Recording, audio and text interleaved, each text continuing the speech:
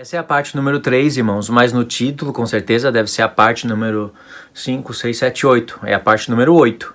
No título, você vai estar vendo a parte 8. Aqui agora, no dia que eu comecei a gravar hoje, dando continuação aos estudos passados, é a parte 3. Só esse detalhe que eu esqueci de falar antes. Então, título parte 8, vídeo parte 3. Eu tenho certeza que eu vou me confundir nisso. Aí, irmãos, como em Romanos 2, verso 27, Paulo disse o seguinte: e se aquele que é incircunciso por natureza cumpre a lei, certamente ele julgará a ti, que não obstante a letra e a circuncisão é transgressor da lei. Paulo está dizendo, olha, um gentio que é incircunciso por natureza, naturalmente ele nasce assim, ele vai começar a observar as coisas que Deus quer que o homem observe, vai entender as coisas da lei, vai observar e vai julgar você que está circuncidado conforme a letra. Na carne, conforme a letra, mas está transgredindo a lei. Porque um pouquinho antes ele fala, se tu, sendo judeu, abominas essas coisas e pratica, você acha que vai escapar do juízo de Deus? É isso que Paulo está dizendo.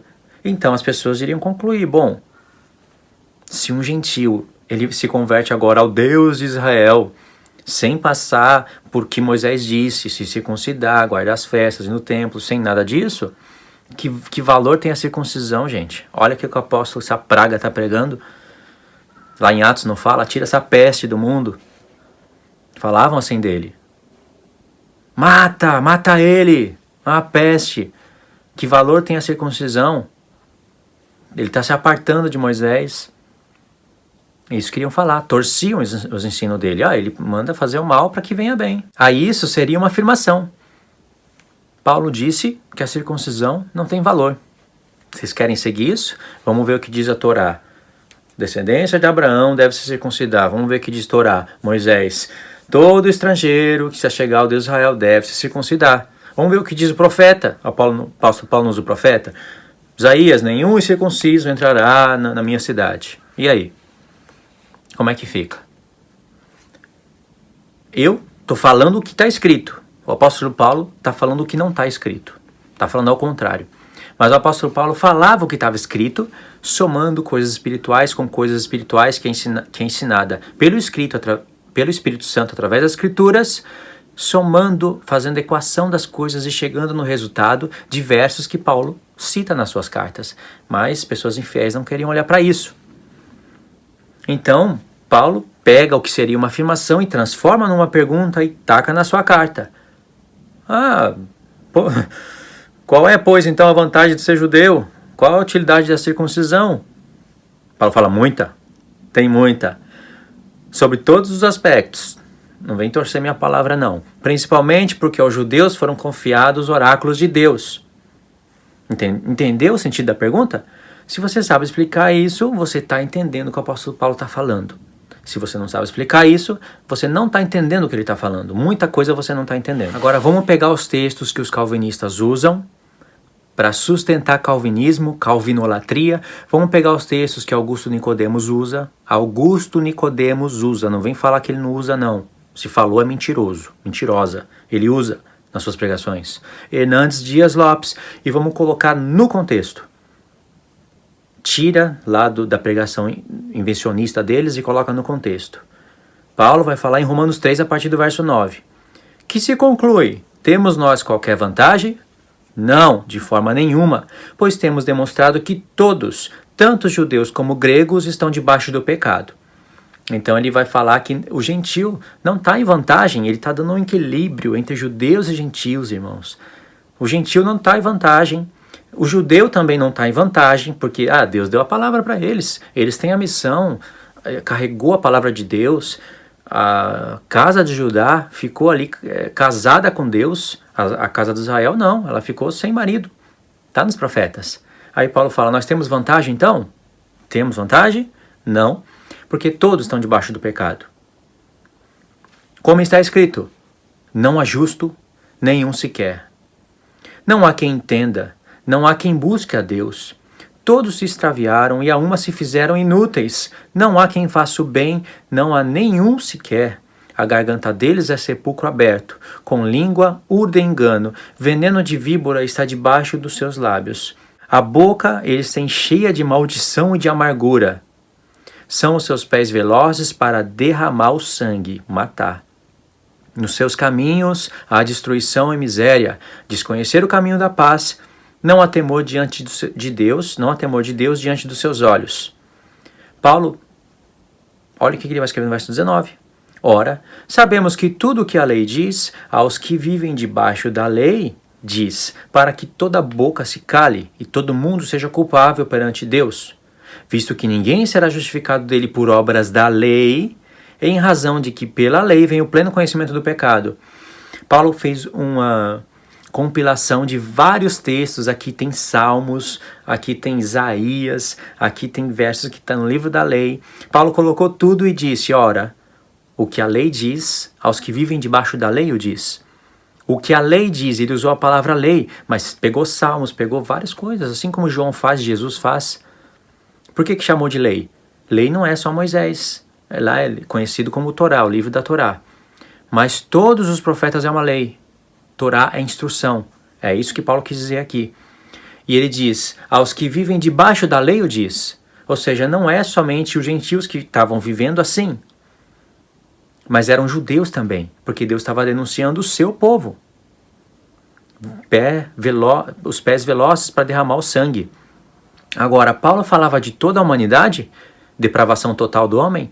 Claro que não. Aqui nesse tempo, hoje, onde a multiplicação, o pecado se multiplicou incrivelmente. As mortes acontecem muito mais do que antes, mesmo com aquelas guerras, hoje morrem muito mais pessoas.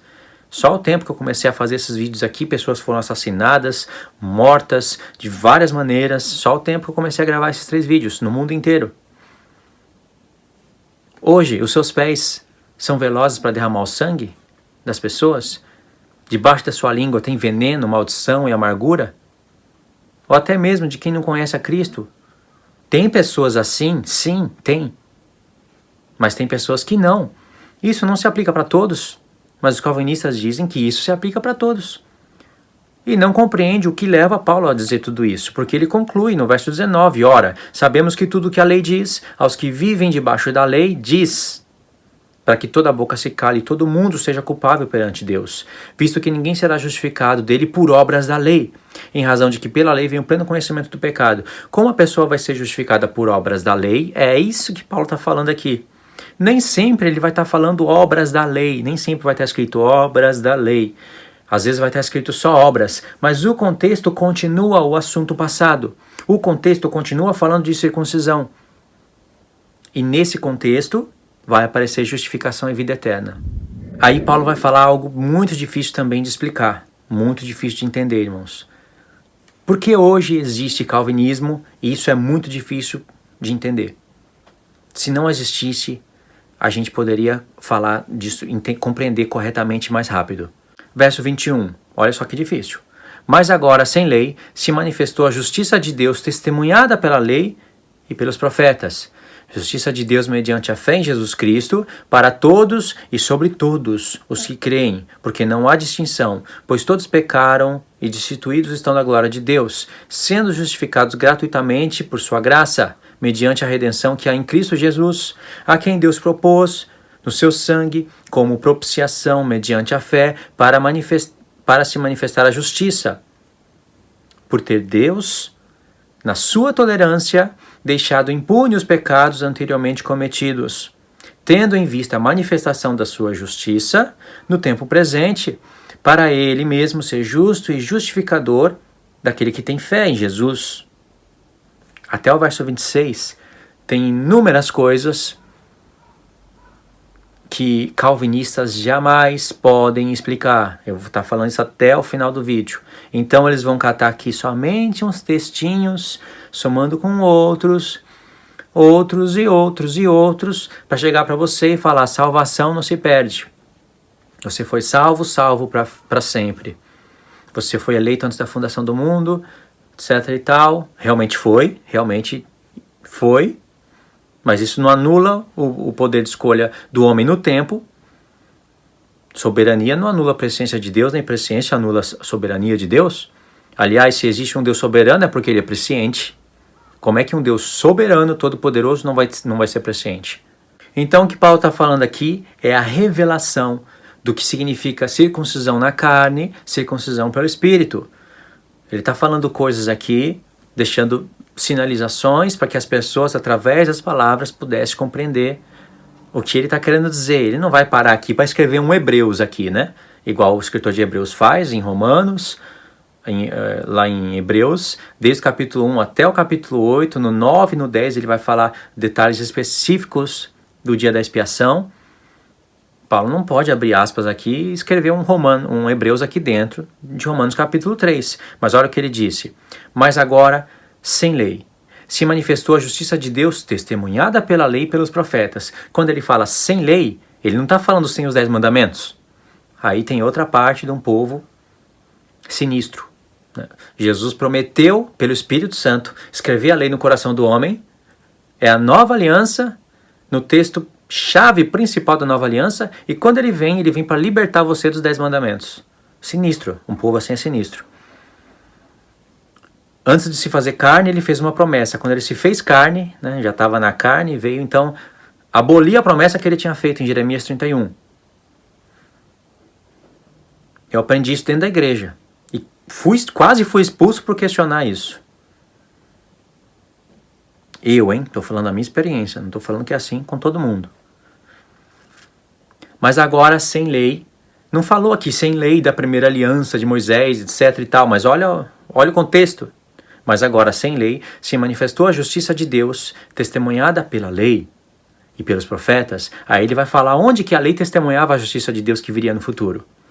Justiça de Deus mediante a fé em Jesus Cristo, para todos e sobre todos os que creem, porque não há distinção. Pois todos pecaram e carecem da glória de Deus, sendo justificados gratuitamente, por sua graça, mediante a redenção que há em Jesus Cristo, a quem Deus propôs no seu sangue como propiciação. Aqui está a palavra-chave. Propiciação vem de propiciatório. Mediante a fé, para manifestar a justiça, por ter Deus, na sua tolerância, deixado impunes os pecados anteriormente cometidos. A Arca da Aliança, ela tinha o propiciatório, formava uma só peça. E em cima do propiciatório, no mês 7, dia 10, tinha que ter expiação pelos pecados do povo. Isso é lei, está escrito estatuto perpétuo. Só que era com sangue de animais, etc e tal. Todo ano tinha que fazer, então não removia consciência do pecado do povo. A lei, no ciclo dela, testemunhava que o povo estava debaixo do pecado. Estava debaixo de propiciação também, mas também estava debaixo do pecado, porque senão não haveria mais propiciação todos os anos. Entendeu? E o propiciatório é Cristo. É figurado, estava testemunhando lá, Deus estava testemunhando no livro da lei, que a fé que haveria de se manifestar no futuro era Cristo, o Filho de Deus. Paulo aqui está chamando Cristo de propiciação, nosso propiciatório. 1 João 2 e 4, também João fala, ele é a nossa propiciação.